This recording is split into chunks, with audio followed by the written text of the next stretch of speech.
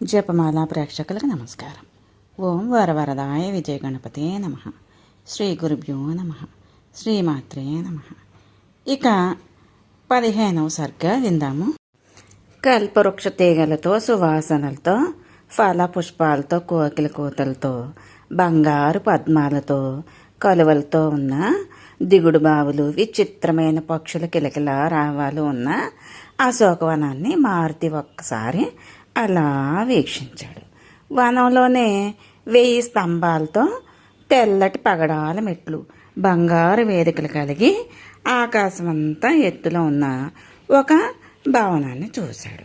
అక్కడ చూసిన పసుపు పచ్చని ఏకవస్త్రతో, స్నానం లేక మలినంతో ఉన్న శరీరంతో, అలంకారాలు లేక పద్మాలు లేని చెరువులాగా ఉపవాసాలతో కృషించి కన్నీటితో నిండిన ముఖంతో పాడ్యమి నీట చంద్రరేఖలాగా ఉన్న స్త్రీని చూశాడు. ఆమె సీత అయి ఉండొచ్చు అని మారుతి అనుకున్నాడు. ఆమె రాక్షస స్త్రీలతో కలిసి వనంలోకి వచ్చింది. గుండ్రటి ముఖం, మంచి కనుబొమలు, రతీదేవి రూపలావణ్యాలతో రాముడు సన్నిధి లేక బాధపడుతుంది. రావణుడు అపహరించడం వల్ల కృషించిన అయిన సీతను మారుతి చూశాడు. మారుతి చెవి కమ్మలు, ఆభరణాలు, కంకణాలు మొదలైనవన్నీ కూడా ఒక చెట్టు కొమ్మకి వేలాడడం కూడా చూశాడు. రాముడు సీత ఒకరి మనసులోనే ఒకరు ఉన్నంత అనురాగంతో సదా ఉండడం వల్ల వారు ఇంకా జీవించి ఉన్నారు. లేకపోతే సీతాదేవి రాముడు జీవించి ఉండకపోదురు అని చెప్పి సీతను చూసిన ఆనందం, సంతోషంతో హనుమ ఆనందించాడు. ఇక 16వ సర్గ.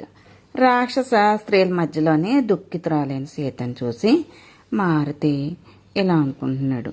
పెద్దల శిక్షణలో పెరిగి లక్ష్మణుడితో గౌరవింపబడిన అయ్యుండి సీత, శ్రీరాముడికి అత్యంత ప్రియమైన సీత కూడా దుఃఖం అనుభవిస్తూ ఉంది. ఆహా, కాలమహిమ ఎంతటిది! ఈ కాలగతిని ఎవ్వరూ కూడా దాటలేరు కదా. రాముడు ఈ సుందరిని తిరిగి పొందటానికే కదా మహాబలవంతుడైన వాలిని, కబంధుణ్ణి వధించాడు.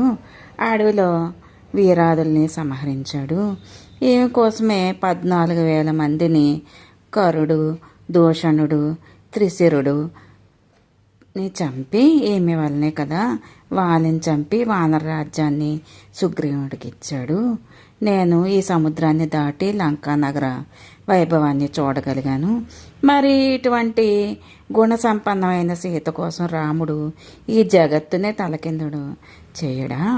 ఈమె ధర్మాత్ముడైన జనక మహారాజు కుమార్తె, వీరుడైన దశరథుని కోడలు, ధర్మము తెలిసినవాడు, మేలు మరవనివాడు, తన తాను ఎరిగినవాడైన శ్రీరాముని ప్రియపత్నీయుడా. నేను రాక్షస స్త్రీల వశంలో ఉంది.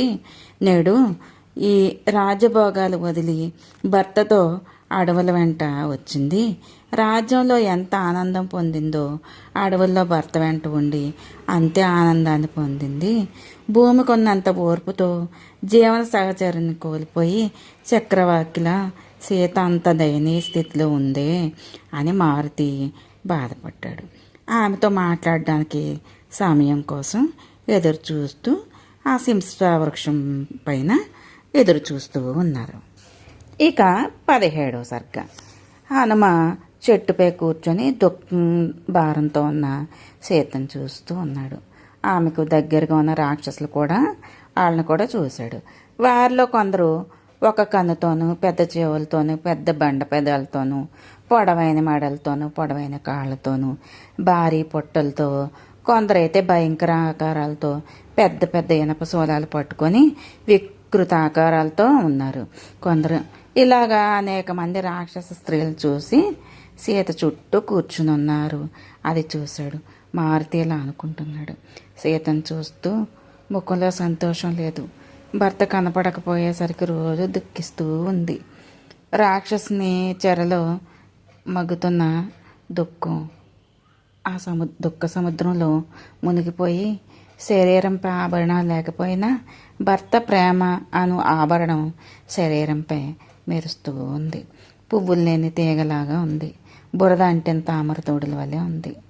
దీని వదంతో ఉన్న పతివ్రత తేజంతో కనిపిస్తూ ఉంది ఆ సీతమ్మత.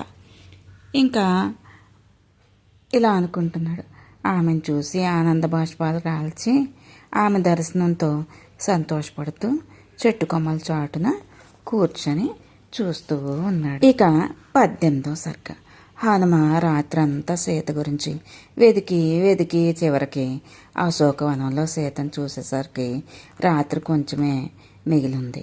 ఆ సమయంలోని మంగళవాద్య ఘోషాలతో రావణుడు నిద్ర నుంచి లేచాడు. ఆ సమయంలో అతనికి సీత గుర్తుకు వచ్చి నిద్ర నుంచి లేచి ఆ సమయంలో అతను అశోకవనానికి బయలుదేరాడు.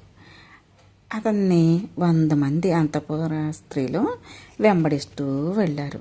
వారిలో కొందరు దీపాలు పట్టుకున్నారు, కొందరు చిత్రాలు పట్టుకున్నారు, కొందరు విష్ణుకర్రలు పట్టుకున్నారు, కొందరు ఖడ్గాలు, ఇలాగా అందరూ పట్టుకొని వెంట నడుస్తున్నారు. మద్యం తాగిన మత్తు వదలక తడబడుతున్న అడుగులతో ఆ అశోకవనం చేరగా ఆ ధ్వని విన్న మారుతి రావణుని చెట్టు కొమ్మల చాటు నుంచి చూశాడు.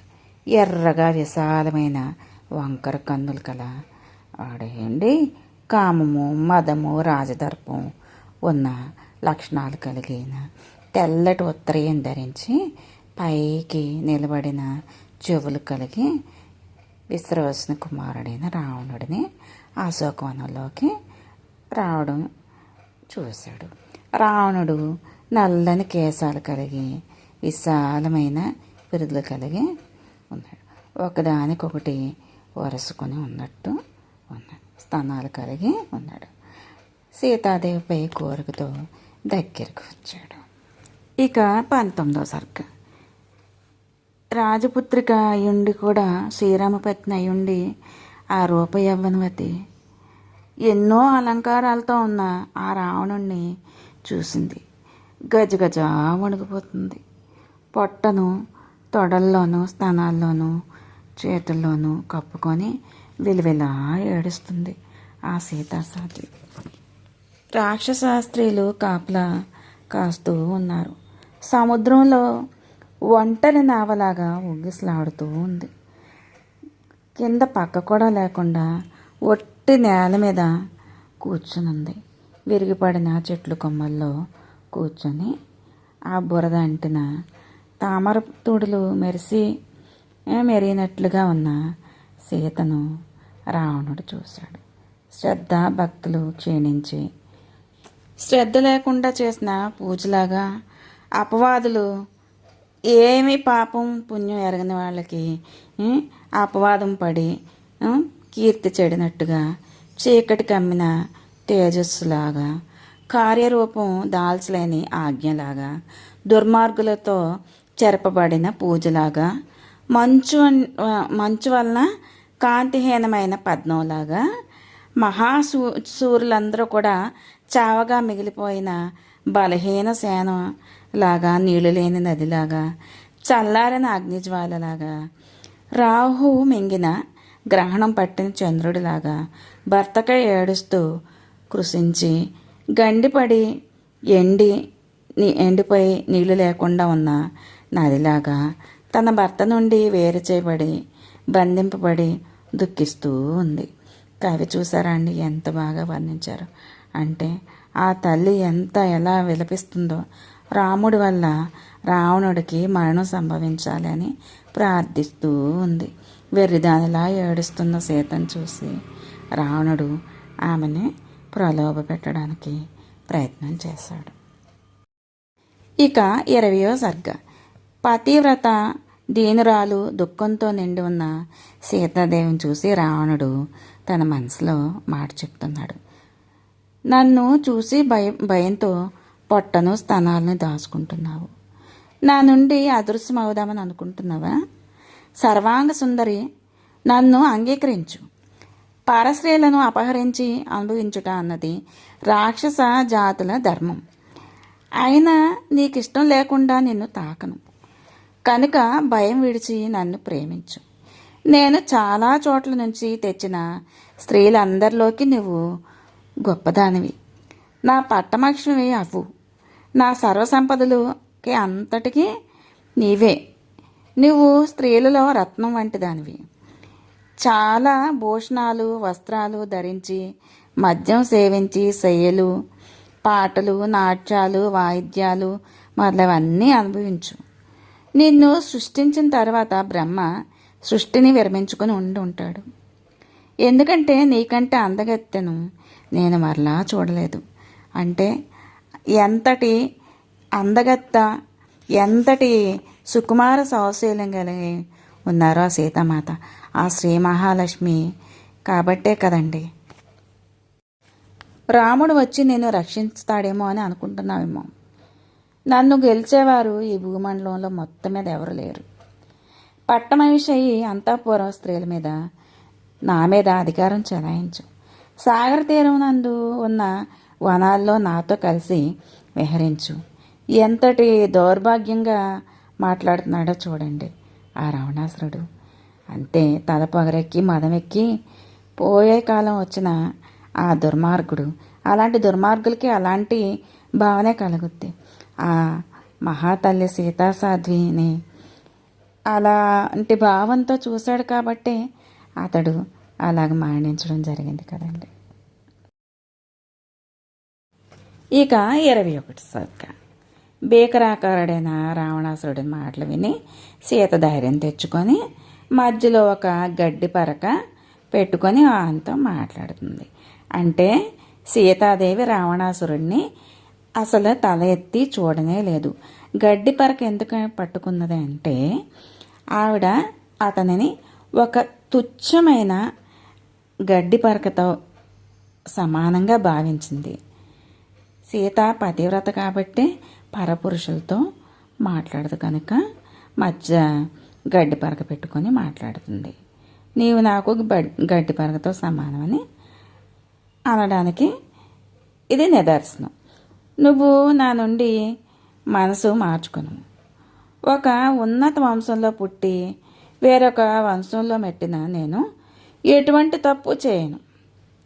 నీ భార్యల శీలాన్ని నీవు ఎలా రక్షిస్తావో అలాగే పరాయి స్త్రీల శీలాన్ని రక్షించడం కూడా నీ ధర్మం. నువ్వు దురహంకారివి. నీ వలన నీ రాక్షస గణమంతా కూడా నశిస్తుంది. అలాగే రత్నం వంటి మేలైన వస్తువులతో ఉన్న ఈ లంక కూడా నీ దుష్కృత్యానికి త్వరలోనే నశిస్తుంది. దుర్మార్గులైన వాళ్ళ వల్ల అన్నీ అలాగే నాశనం అయిపోతాయి కదండి. దురాలోచన లేక నువ్వు చేసే దుష్కార్యాలు చేత నశించే పాపాత్ముడ మరణానికి సర్వభూతాలు సంతోషపడతాయి. ఇలాంటి పాపకార్యాలు చేస్తే ప్రజలు ఈ సూర్యచంద్రులు ఉన్నంత వరకు నీ గురించి చెడ్డగా చెప్పుకుంటారు. నిజమే కదండి. సూర్యచంద్రులు ఉన్నంత వరకు కూడా ఆ రావణాసురుడిని ఆ సీతామాత కథని మనం చెప్పుకుంటూనే ఉంటాం. అంతేకాదు తమ అదృష్టం వలన నువ్వు నశించావని కూడా ఆనందిస్తారు. రాముని ధర్మపత్నిని నన్ను విడుము, నీ లంకా రాజ్యాన్ని నిలుపుకును. నా రామునితో మైత్రి చేసుకో. శరణు కోరి నీ ప్రాణాలను నీ లంకను దక్కించుకో. అలా చేయకపోతే నీ చావు నువ్వే కోరి తెచ్చుకుంటావు. త్వరలోనే రామలక్ష్మణులు విడిచే బాణాలకి నీవు మరణిస్తావు. నీ రాక్షస జాతి తప్పించుకోలేదు ఆ రామలక్ష్మణుల బాణాలని. రాముడు లేని సమయంలో వచ్చి నన్ను అపహరించి తెచ్చావు. రామలక్ష్మణులు ఇద్దరినీ నీవు జయించలేవు. వారి బాణాల నుంచి తప్పించుకోవటానికి నీవు కుబేరుని వరుణ్ణి ఎవరిని ఆశ్రయించినా లాభం లేదు. వారి నుండి కూడా తప్పించుకోలేవు నువ్వు. దుర్మార్గులైన వారు ఆ దుర్మార్గాలతో ఎప్పటికైనా సరే నశించిపోవలసిందే. కానీ ఒక్క విషయం, దుర్మార్గునికి పక్కన ఉన్న మంచివారు కానీ చెడ్డవారు కానీ సహచరులు కానీ ఎవరైనా కూడా ఆ దుర్మార్గంలో పాలు పంచుకోవాల్సిందే. వారు వాళ్ళకి సహకరించినా సహకరించకపోయినా తప్పకుండా కర్ణుడు చూడండి దుర్యోధనుడికి సహకారం చేసినందువల్ల నశించిపోయాడు. అసలు దుర్యోధనుడిని అతని స్నేహితుడిగా భావించకపోతే మహాభారతం ఇంకో రకంగా ఉండేది. ఇక 22వ సర్గ.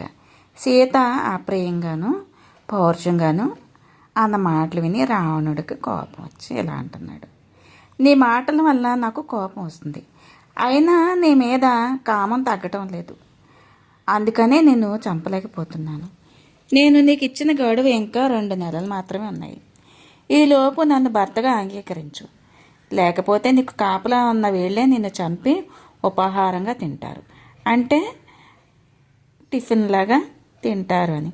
అంటే సీతాదేవిని మధ్యాహ్న భోజనానికి సరిపడదు అన్నంత తక్కువగా భావిస్తున్నాడు.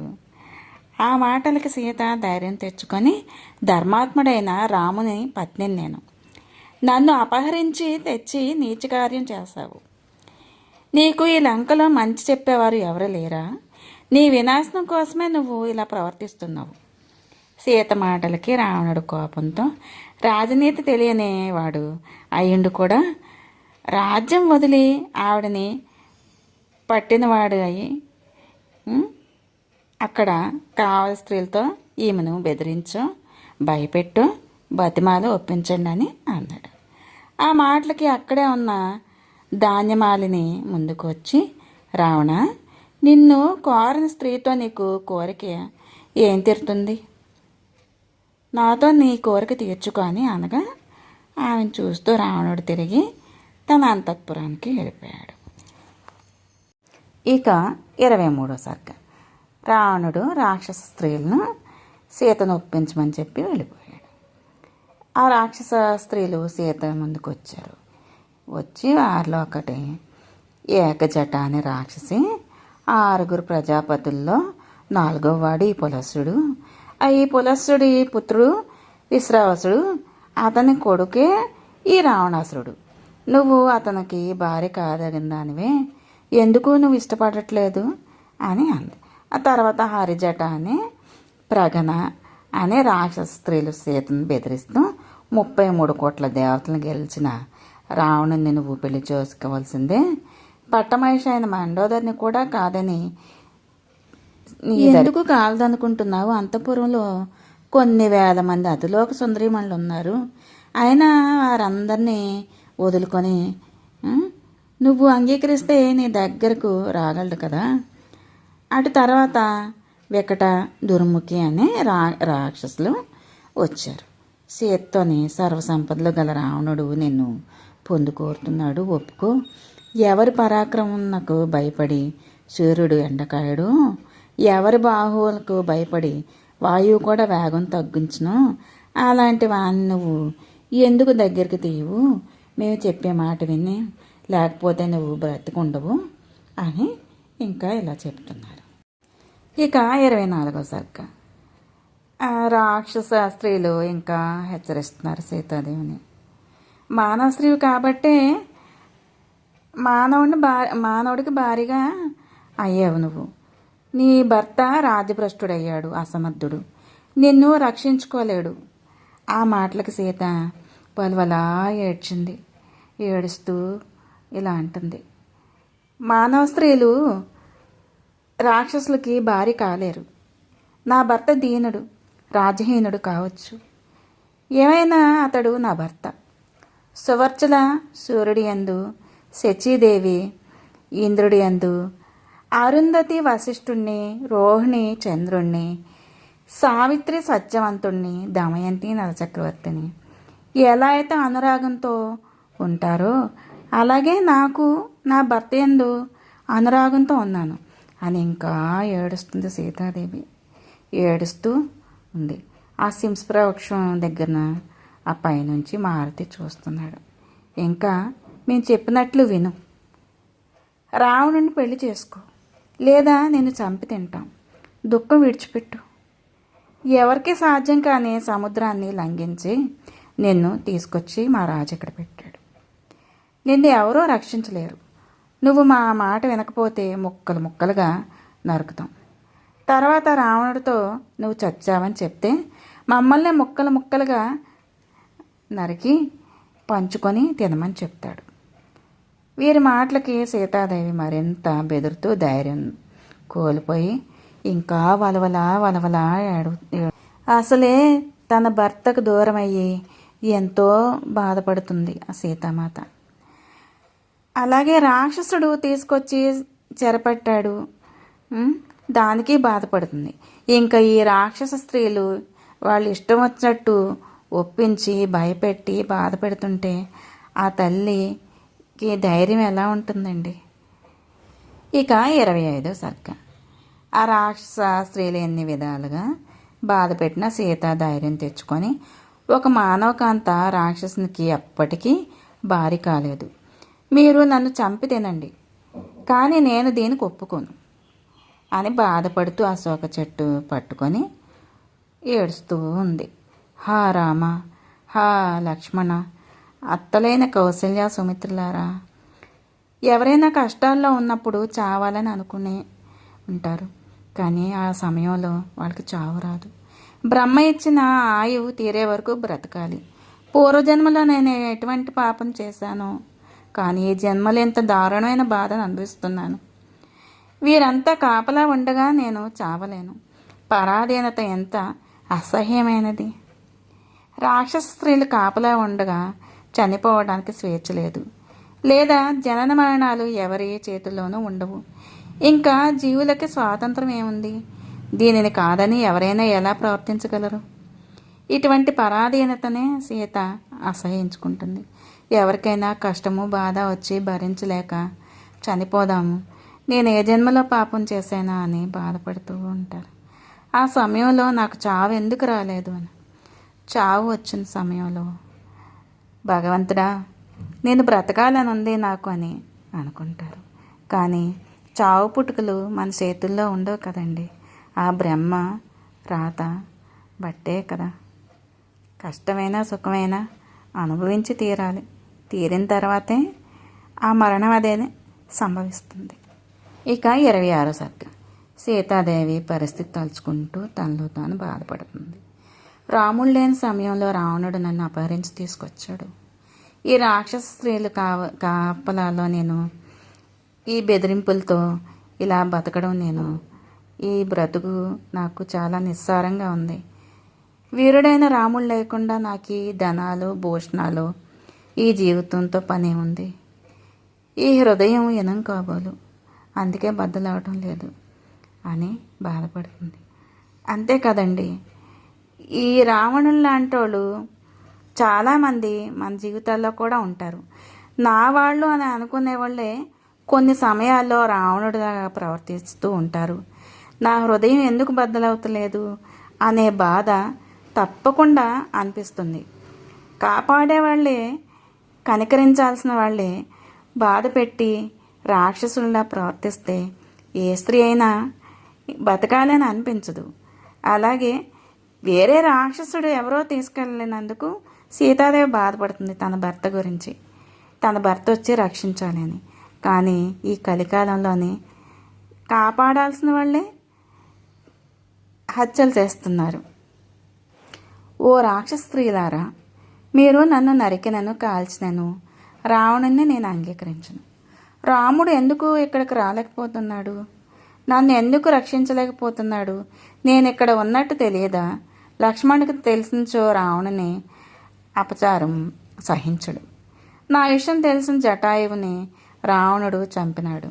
నేను ఈ స్థితిలో ఉన్నట్టు రాముడికి తెలిసినచో లంక నాశనం చేసి రావణుడిని చంపుతాడు. లంక అంతా శ్మశాన వాటికి అయిపోతుంది. ఇక్కడ ఉండే రాక్షసులు రామలక్ష్మణులు వెతికి వెతికి చంపుతారు వారిని. వారు చచ్చాక వారి భార్యలు విధవలై లంక అంతా నిండిపోతారు. లంకంతా ప్రకాశం లేని అంధకారంలో మునుగును. రావణుడు తాను చేసే అపచారం తెలుసుకోలేకపోతున్నాడు.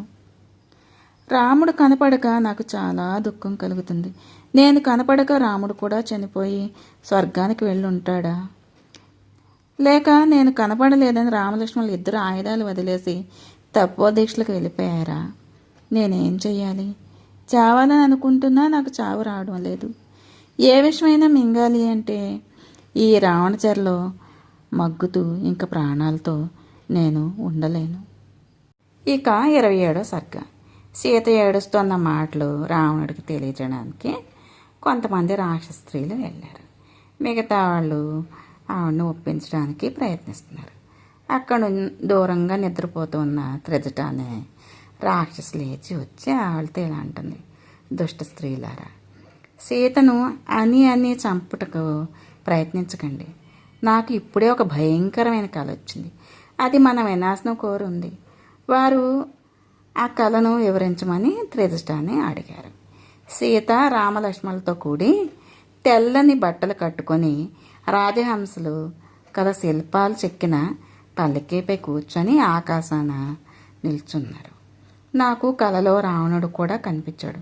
ఎర్రని బట్టలు కట్టుకొని మధువు తాగిన మత్తులో ఒళ్ళంతా నూనె పూసుకొని నేలపై పడి ఉన్నాడు.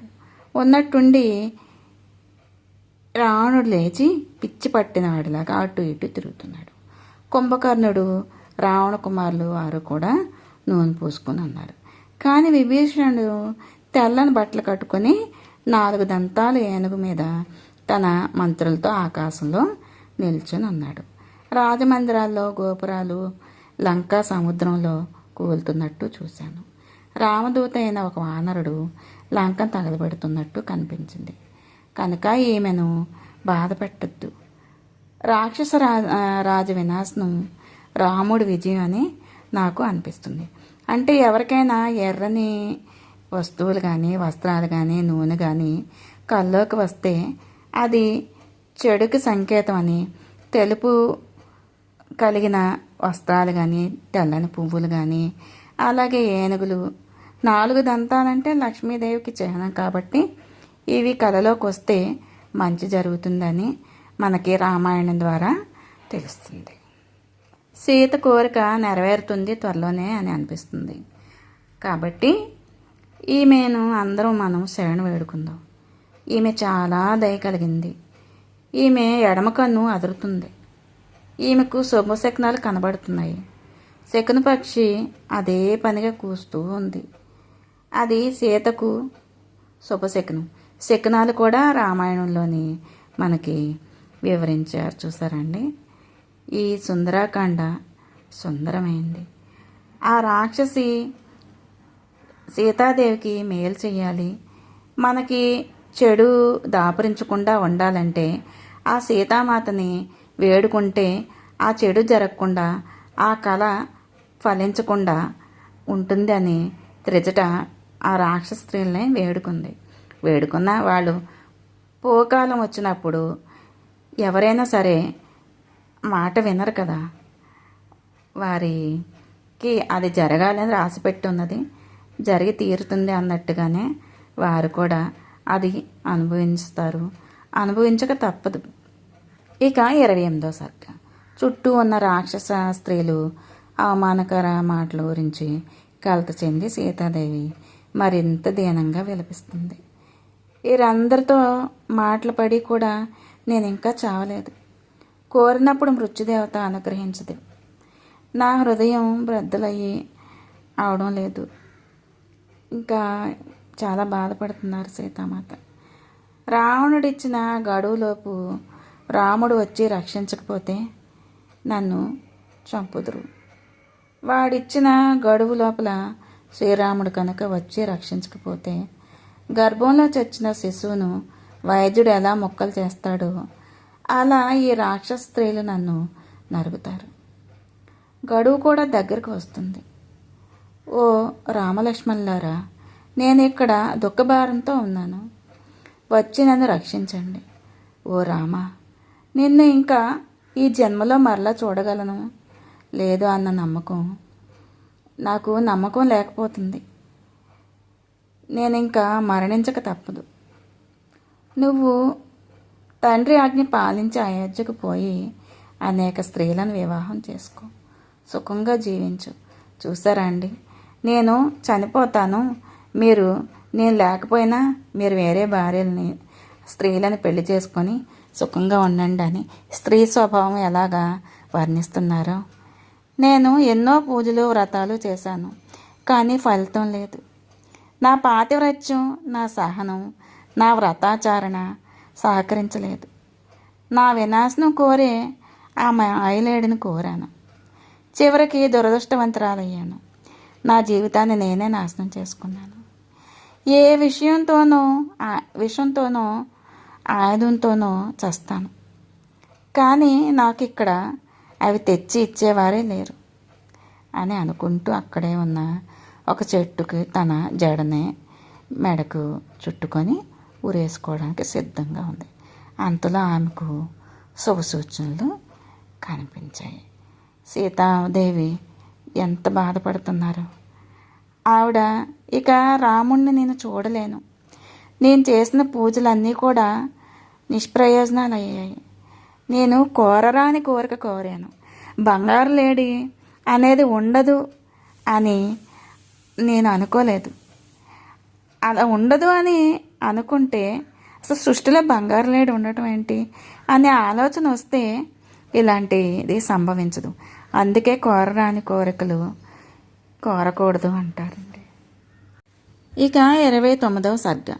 ఒకసారి సంపద వస్తే వారి చుట్టూ బంధువులు, పరివారం, ఆశ్రితులు వచ్చి చేరుతారు. అప్పటి వరకు సుఖ సంతోషాలు లేక కుంగిపోయిన మనసుతో బాధపడుతున్న సీతాదేవి శుభాలకు సూచిస్తూ మంచి శకునం కనపడింది. అందమైన కనురెప్పలు కలిగి చూడ చక్కని రూపం ఉంది. విశాలంగాను నల్లగాను ఉన్న ఆమె ఎడమ కన్ను చేపలు తిరుగుతుండగా కదులుతున్న పద్మాల వలె అదురుతూ శుభసూచకం కనిపించింది. అందమైనది, మంచి అగరు సుగంధం పూసుకొని దానికి యోగ్యమైన కలది అయిన శ్రీరామునికి యోగవతి భార్య అయి ఉన్న సీతాదేవికి ఎడమ భుజము, ఎడమ కన్ను అదిరింది. శ్రీరత్నమైన సీతాదేవి ఒక ఎడమ తొడ త్వరలో శ్రీరాముడు నీ ఎదుటకు వచ్చును సుమా అని శుభం తెలిపేలాగా కనిపించింది. ఇలాంటి శుభశకునాలు పూర్వం కనబడి మంచి ఫలితం సూచించగా మరలా అవే సంకేతాలు సీతాదేవికి కనపడగా ఒక విత్తనము వర్షాలకు మొలకెత్తినట్టు ఆమె కూడా సంతోషించింది. రాహు నుండి విడివిడైన చంద్రుడిలాగా ప్రకాశించింది. అప్పుడు ఆమె దుఃఖం నుంచి తేరుకొని సంతోషంతో అంటే స్త్రీలకి ఎడమ భాగంలో అదిరిన పుట్టిమచ్చలు ఉన్న మంచి యోగాన్ని ఇస్తాయని ఈ రామాయణంలోని మనకి తెలియజేశారు. అంటే ఇంతకుముందు ఇలా అదరడం వలన సీతాదేవికి మంచి జరిగిందట. అందుకని ఇప్పుడు కూడా అదురుతుంటే ఆవిడకి నాకు ఇప్పుడు మంచి జరుగుతుంది అని ఆవిడకి అనిపించింది. ఆవిడ చనిపోదాము అని ఎప్పుడైతే జుట్టుని చెట్టు కొమ్మకి ముడివేసి ఉరి వేసుకుందామని అనుకుందో అప్పుడు ఇలా అదరడం వలన అంటే ఒక్క సెకండ్ మనం కష్టాల్లోని బాధల్లోనే ఉన్నప్పుడు ఒక్క సెకండ్ ఆగి ఆలోచించి వెనకకి వస్తే మరణించకుండా మనకి మంచి రోజులు వస్తాయి, మంచి జరుగుతుంది అని ఆలోచించి మరణాన్ని కూడా తప్పించుకోవచ్చు అని మనకి ఈ రామాయణం తెలియజేస్తుందండి. ఇక 30వ సర్గ. ఇదంతా హనుమ సింసుప వృక్షం నుంచి పైనుంచి చూస్తూ ఉన్నారు. ఈ త్రిజట మాట్లాడిన మాటలన్నీ విన్నాడు. ఇక్కడ ఉన్న స్త్రీ సీతాదేవే అని వానరులందరూ వెతుకుతున్నా నాకు మాత్రమే ఈమె కనపడింది. ఈ పరిస్థితిలో ఉన్న ఈమెను నేను తప్పక ఓదార్చాలి.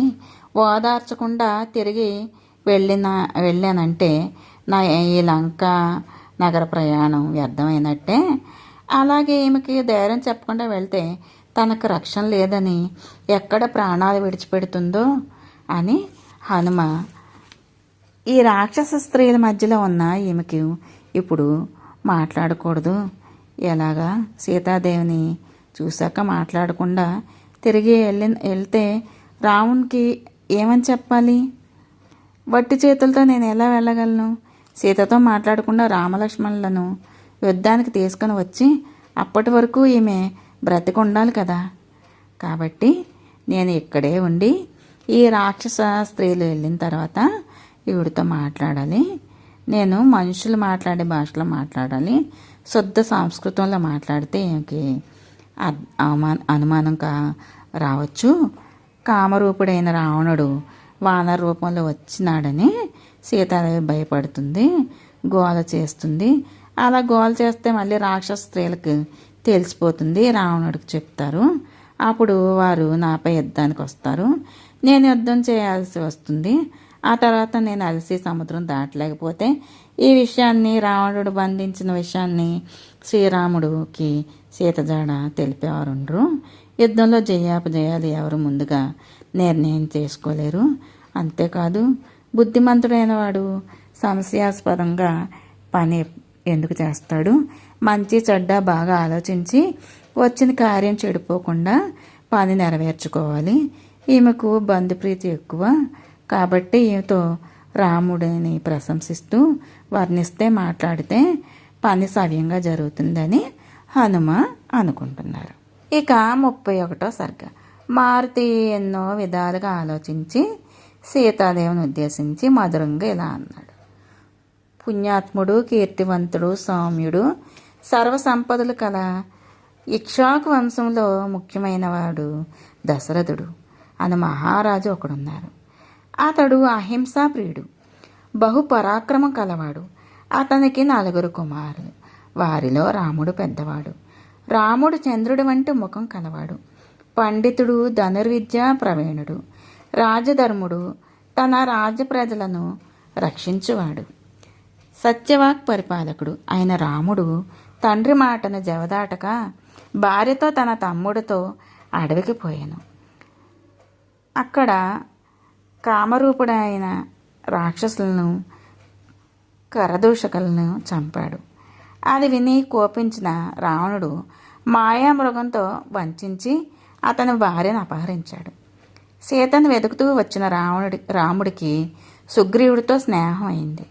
సుగ్రీవునికి విరోధైన వాలిని చంపి వానర రాజ్యం అతనికి వచ్చెను. సుగ్రీవుడికి ఆజ్ఞపై వానరులందరూ కూడా సీతను వెతకడానికి అన్ని చోట్లకి వెళ్ళారు. సంపాతి మాటలను బట్టి సీతను వెతుకుతూ నేను 100 ఆమడల దూరంలో ఉన్న ఈ లంకకు వచ్చాను. రాముడు చెప్పిన ఆనవాళ్ళు రూపము బట్టి లక్ష్మీ స్వరూపురాలైన సీతను నేను చూడగలిగాను. ఇంతవరకు చెప్పి హనుమ ఆపాడు. సీత ఈ మాటలు విని ఆశ్చర్యపడి తల పైకెత్తింది, సింసప వృక్షం పైన చూసింది.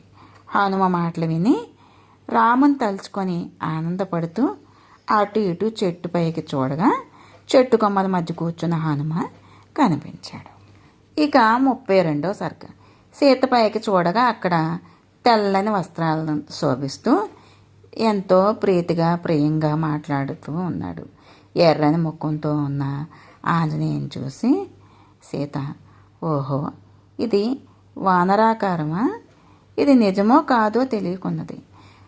భయంతో రామ లక్ష్మణ అని తలుచుకుంటూ తెలివి తప్పి పడిపోయింది.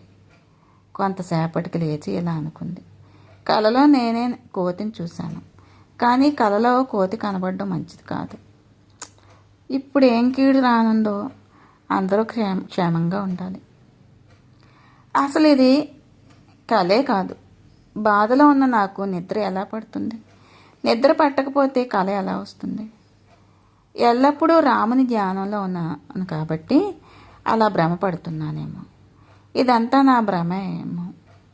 కానీ నాకు ఇక్కడ వానరుడు కనబడుతున్నాడు కదా, అతని మాటలు కూడా వినబడుతున్నాయి కదా. బృహస్పతికి, ఇంద్రుడికి, బ్రహ్మకు, అగ్నికి నమస్కారం. వానరుడు కనబడడం, మాటలు వినబడడం నిజం అవ్వాలి, అబద్ధం కాకూడదు అని మనసారా ఆ దేవతలను ప్రార్థించింది. ఇక 33వ సర్గ. హనుమంతుడు నెమ్మదిగా చెట్టు దిగి సీతకు నమస్కరించి ఇలా అంటున్నాడు. తామర రేకుల వంటి కన్నులు కల దానా, నీవెవరువు? ఎందుకు ఏడుస్తున్నావు? నిన్ను చూస్తుంటేనే దేవకాంతలా ఉన్నావు. నీ సంబంధికులు ఎవరైనా స్వర్గస్థులయ్యారా? వారి గురించి ఏడుస్తున్నావా? కానీ నువ్వు భూమి మీద ఉన్నావు కనుక మానవకాంతవే అయి ఉంటావు. నీ లక్షణాలు చూడగా ఒక మహారాజుకి భార్యవై ఉంటావు. అడవి నుంచి రావణుడితో తేబడిన సీతవ నువ్వు. నీ యోగమైన వేషము చూస్తూ ఉంటే రాముని భార్యలా ఉన్నావు. నిజం చెప్పు. సీత మాటలకు ఆనందపడుతూ, దశరథ మహారాజు కోడల్ని, జనకుని పుత్రికను, రామునికి భార్యను, సీతను నేను. అత్తవారింట్లో సర్వభోగాలు రామునితో అనుభవిస్తూ నేను దశరథునికి ఇంకొక భార్య అయిన కైకేయి కోరికపై నా రాముని పట్టాభిషేకం ఆపి అడవులకు వెళ్ళాం. పట్టాభిషేకం కంటే నా రామునికి తండ్రి మాటే వేదవాక్కు. అలా నేను, రాముడు, అతని ప్రియ సోదరుడు లక్ష్మణుడు నారవస్త్రాలు కట్టి అడవికి వెళ్ళాం. దుర్మార్గుడైన రావణుడు నన్ను అపహరించి తనని వరించమని 2 మాసములు గడువిచ్చాడు. కానీ నేను జీవితంలో చాలించదును అని సీతాదేవి పలికింది. ఇక 34వ సర్గ. హనుమ బాధపడుతున్న సీతను ఓదార్చుతూ, తల్లి, నేను రాముడిని ఆజ్ఞపై వచ్చిన దూతను. రామలక్ష్మణులు క్షేమంగా ఉన్నారు. శ్రీరాముడు నీ క్షేమం అడిగాడు. లక్ష్మణుడు నీకు శిరస్సు వంచి నమస్కరించాడు. అలా రామలక్ష్మణుల క్షేమ సమాచారం తెలుసుకున్న సీత చాలా సంతోషించింది. వారిరువురు పరస్పరం విశ్వాసంతో మాట్లాడుకున్నారు. ఆ మాటలతో హనుమ ఆమె దగ్గరికి నడిచాడు. కానీ హనుమ దగ్గరకు రాగా ఆ రావణుడే కామరూపంలో వానరుడిగా వచ్చాడేమో అని అనుమానపడసాగింది. అలా భయపడుతున్న సీతను హనుమ సీతతో, నీవు మాయారూపం సీత అంటుందన్నమాట, నీవు మాయారూపంలో వచ్చిన రావణుడివా? నీ మాయతో నన్ను మరింత దుఃఖపెట్టడానికి వచ్చావా? అడవిలో ఉండగా మాయారూపంతో నన్ను అపహరించావు. అప్పుడు అలా ఉన్నావు, ఇప్పుడు ఇలా కనబడుతున్నావు. ఇంకనూ నన్ను బంధించకు. అయినా ఇంత ఇలా బాధిస్తున్నావు నన్ను. నాకు బంధుప్రీతి కలుగుతుంది. నీవు నిజంగా దూతగా వచ్చి ఉంటే నాకు ప్రియమైన రాముని కదా గుణగణములు వినిపించు అని అంది. చాలా కాలం క్రిందట నేను ఇక్కడకు వచ్చి ఉన్నాను. ఇప్పుడు ఇక్కడ నా అన్నవారెవరు కూడా లేరు. నిన్ను చూశాను, ఎంతో ఆనందం కలిగింది. ఇది నిజమేనా, లేక కళ, లేక నా భ్రమ, లేక నాకు భ్రాంతి కలిగిందా అని అనుకుంటున్నాను. సీత ఆలోచనలు పసిగట్టి మారుతి ఆమె చెవులకి ఇంపైన మాటలు చెప్తున్నాడు. శ్రీరాముడు సూర్యుడు వంటి తేజస్సాలి, చంద్రుడిలా జనానందకరుడు. కుబేరుడు ధనానికి ఎలా రాజు, శ్రీరాముడు అలా జనాలకి రాజు. విష్ణువులా విక్రముడు సత్యవాక్పాలనలు చేయవాడు. మన్మధుడిలాగా ఆకృతి కలవాడు. లక్ష్మీ కళతో ఉండేవాడు. ఎవరిపై కోపం రానివాడు. ఎవరిని శిక్షించాలో బాగా తెలిసినవాడు. ఈ రావణుణ్ణి అగ్ని వంటి బాణాలతో వధించును. నిన్ను అపహరించి తెచ్చిన రావణుడికి ఎటువంటి దుస్థితి కలుగుతుందో చూస్తావు కదా. రామలక్ష్మణులు నిన్ను కుశలం అడిగినారు. వానరరాజైన సుగ్రీవుడు కూడా నీ క్షేమం అడిగాడు. నేను సుగ్రీవుని మంత్రిని, ఆంజనేయుడును.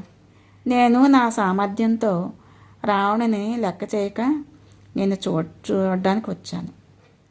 నీవు అనుకుంటున్నట్లు మాయరూపంలో ఉన్న రావణుని కాదు, రామన్ దూతను. నీ అనుమానం వదులు. ఇక 35వ సర్గ. మారుతి చెప్పిన రామకథ విని ఆనందపడి, అసలు నీవు రామలక్ష్మణులతో ఎలా పరిచయమైంది, నీకు నరులకి వానరులకి స్నేహం ఎలా ఏర్పడింది అన్నీ వివరంగా చెప్పాను. రామలక్ష్మణుల రూపలావణ్యాల మరలా వివరంగా చెప్తున్నాడు. ఆ మాటలు మారుతి ఇలా చెప్తున్నాడు. తల్లి, నీకన్నీ తెలుసు, ఆయన నన్ను వర్ణించమని అడుగుతున్నావు. ఇది నా అదృష్టంగా భావిస్తున్నాను. రాముడు తామర రేకుల వంటి కన్నులు కలవాడు. సర్వ ప్రాణులకు ప్రియుడు, సమర్థవంతుడు, తేజస్సులో సూర్యుడు, ఓర్పులో భూమి, బుద్ధిలో బృహస్పతి, కీర్తిలో ఇంద్రుడు వంటివాడు, సర్వులను రక్షించువాడు, చాతుర్వర్ణాలను వారి ధర్మాలను పరిరక్షించేవాడు, రాజనీతి శాస్త్రాలు తెలిసినవాడు, వేదాంగోపాసకుడు, వేద విద్వాంసుడు, వేద విద్వాంసులకు నుంచి మెప్పు పొందేవాడు, విశాలమైన భుజాలు, బలిష్టమైన బాహువులు, శంఖం వంటి సన్నని మెడ, దేహంలో ఉన్న అన్ని అంగాలు ఎక్కడ అందంగా అంగాలన్నీ కూడా అమరిక, అంత అందమైన అమరికతో ఉన్న శ్యామలావర్ణం కలవాడు, మహాపురుష లక్షణాలు కలిగిన రాముడికి ఈ అన్ని లక్షణాలు ఉన్నాయి తల్లి. పవిత్రమైన వంశంలో ఉన్నవాడు, విక్రమంలోని, కీర్తిలోని, సంపదల్లోనూ ప్రసిద్ధికెక్కినవాడు, సత్యము ధర్మము తప్పనివాడు. అతని సవతి తమ్ముడైన లక్ష్మణుడు కూడా ఇన్ని లక్షణాలు కలవాడు. ఇద్దరికి తేడా ఏంటంటే లక్ష్మణుడు బంగారు రంగులో ఉంటాడు. రామలక్ష్మణులు ఇద్దరూ కూడా నేను వెతుకుతూ వచ్చారు, మమ్మల్ని కలిశారు. తన అన్న వాలి రాజ్యం నుండి తరమగా సుగ్రీవుడు ఋష్యముఖ పర్వతంపై తలదాచుకున్నాడు. నేను సుగ్రీవుని వద్దే ఉన్నాను. రామలక్ష్మణులు నారవస్త్రాలు కట్టి మా పర్వతం వద్దకు వచ్చారు. వారిని చూసి తన అన్న తనను చంపడానికి వారిని పంపాడేమో అనుకొని భయపడి నన్ను రామలక్ష్మణుల వద్దకి పంపించాడు. నేను వారి వద్దకు వెళ్ళి నమస్కరించి సుగ్రీవుని పరిస్థితి వివరించాను. వారు అర్థం చేసుకుని నా భుజాలపై కూర్చొని సుగ్రీవుని వద్దకు వచ్చారు. వారు ఒకరి కథలను ఒకరు చెప్పుకొని ఓదార్చుకున్నారు. రావణుడు నిన్ను ఎత్తుకు వెళ్ళినప్పుడు నీవు కొన్ని నగలను పడవేశావు. వాటిని మా వానరులు ఏరి ఉంచారు. వాటిని రామలక్ష్మణులకు చూపించగా రాముడు హా సీత అంటూ తెలివి తప్పి పడిపోయాడు. తెలివి వచ్చాక నగలు ఒడిలో పెట్టుకొని చాలా విలపించాడు. తర్వాత మేమందరం నచ్చ చెప్పగా కొద్దిగా ఉపశమనం కలిగింది. నీకోసం రాముడు హృదయం అగ్నిపర్వతంలాగా మండుతుంది. నువ్వు కనపడక ఎంతో విచారిస్తూ ఉన్నాడు. రాముడు తన తమ్ముడు లక్ష్మణుడితో కలిసి రావణుని చంపి తీరుతాడు. అప్పుడు రాముడు వాలిని చంపుటకు సుగ్రీవుడు నిన్ను వెదికించినట్టుగా ప్రతిజ్ఞ చేశాడప్పుడు. రామలక్ష్మణులతో సుగ్రీవుడు కిష్కిందకు వెళ్ళి వాలిని యుద్ధానికి పిలిచాడు. రాముడు వాలిని చంపాడు. రాజ్యం సుగ్రీవునికి ఇచ్చాడు. అంతటా సుగ్రీవుడు నిన్ను వెతుకుటకు వానరులను అన్ని దిక్కులకు పంపాడు. అలా మేము నిన్ను వెతుకుతూ అన్ని దిక్కులకి వెళ్ళాము. ఇక 36వ సర్గం. హనుమ సీతకు నమ్మకం కలిగించి ఇలా అన్నాడు, నేను రామదూతను, నన్ను నమ్ము. ఇదిగో రాముడు నామంతో ఉన్న ఈ ఉంగరం చూడు. నీకు విశ్వాసం కలగడానికి రాముడు నాకు ఇచ్చాడు. ఇది చూసి ఇంకా బాధపడకు, భయపడకు. సీత ఆ ఉంగరం తీసుకొని ఎంతో ఆనందపడింది. తను ఆ రాముడి వద్దే ఉన్నంతగా ఆనందపడింది. సీత స్త్రీ సహజమైన సిగ్గుతో రాముడిచ్చిన ఉంగరం పట్టుకొని ఆనందపడుతూ హనుమతో, నీవు పరాక్రమవంతుడివి, లేనిచో రాముడు నన్ను వెతకడానికి ఎందుకు పంపుతాడు? నువ్వు సమర్థుడివి, నీవు రావణుడికి భయపడవు. రాముడు లక్ష్మణుడు కులాసాగా ఉన్నారు. మరి క్షేమంగా ఉన్నచో నన్ను వెతుకుటకు ఎందుకు ఇంత ఆలస్యమైంది? కోపించి భూమికి ఆకాశాన్ని ఎందుకు ఏకం చేయలేదు? నేను దూరంగా ఉన్నానని రాముడు నా మీద ప్రేమ వదలలేదు కదా. నన్ను రక్షించడానికి ఏమైనా ఉపాయం ఆలోచించాడా? భరతుడు నన్ను తెచ్చుటకు తన సేనను పంపుతున్నాడా? సర్వశాస్త్రవేత్త అయిన లక్ష్మణుడు ఈ రాక్షసులను చంపుతాడా? వానరవీరులు వారి దంతాలు వాడి అయిన గోళ్లతోనూ ఈ సముద్రాన్ని దాటి యుద్ధానికి రాగలరా? నా రామచంద్రుడు తన అస్త్రాలతో ఈ రావణుని చంపునా? ఆ చంపబడిన రావణుడిని నేను చూడగలనా? నేను దగ్గర లేనని రాముడు తన ధైర్యాన్ని వేడలేదు కదా. రాముడికి అన్నీ నేనే, నాకు అంతే అని అంటూ హనుమంతుడు ఏమని అంటాడా అని అతను వంక చూసి హనుమ సీతను నమస్కరించి, తల్లి, రాముడికి నీవు ఇక్కడ ఉన్నట్లు తెలియదు కదా. తెలిస్తే ఆగగలడా? నా వలన నీ జాడ తెలుసుకొని లంకను దాటి రావణుని చంపి నిన్ను విడిపిస్తాడు. రాముడు నిన్ను తలుచుకోనే క్షణం లేదు, కంటి నిండా నిద్రపోవడం లేదు. ఒకవేళ నిద్రపోయిన సీత సీత అంటూ కలవరిస్తున్నాడు. నిద్ర నుంచి లేచి కూర్చుంటున్నాడు. నిన్నే తలుచుకుంటూ నిన్ను కలవడానికి ప్రయత్నిస్తున్నాడు. ఇటువంటి ప్రశంసాపూర్వకమైన మాటలు విన్న సీతాదేవి ఎంతో ఆనందపడింది. 37వ సర్గ తర్వాత భాగంలో విందాము. నేను చెప్పిన ఈ విధానం, చదివిన విధానం మీకు నచ్చితే చాలా సంతోషం అండి. ఈ సుందరాకాండ చదవడం వలన, వినడం వలన మీకు మేలు కలగాలి అని నేను ఆకాంక్షిస్తున్నాను. నేను చదివింది మీకు నచ్చినట్లయితే లైక్ చేయండి, సబ్స్క్రైబ్ చేసుకోండి నా ఛానల్. అలాగే మీరు శ్రీరామ అనో, జై బజరంగబలి అనో ఏదో ఒకటి మంచి కామెంట్ చేయండి. కామెంట్ చేయడం వల్ల ఆ శ్రీరాముడి, ఆ భగవంతుడి అనుగ్రహం మీకు లభిస్తుంది. జై శ్రీరామ్.